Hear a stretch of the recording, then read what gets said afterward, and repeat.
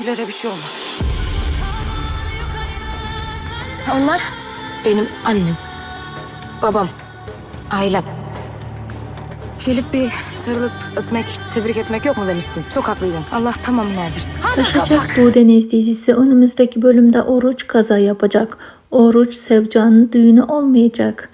Sevcan'ın Elena'yı denize attığını Oruç savunacak. Düğün net olarak 13. bölümde olacak. Çekimler olmadı. Düğün çekimleri bu hafta içinde olacak. Bilgiler geldiğinde hemen sizlere aktaracağım.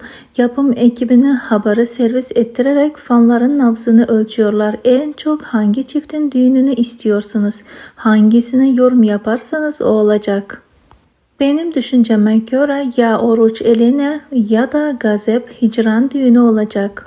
Ama %99 Oruç ve Elena düğünü olacak diye de düşünüyorum. Çünkü barış sağlayabilecek tek evlilik o, ama hangi evlilik olursa da ilk ben sizlere haber vereceğim.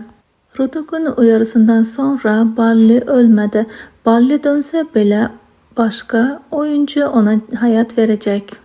Ya da dizide repliklerinden birinde ölmedi, bir iyileşmek için bir yere gitti, yolladık falan diyecekler diye de düşünüyorum. Peki arkadaşlar, sizler bu konularda neler düşünüyorsunuz?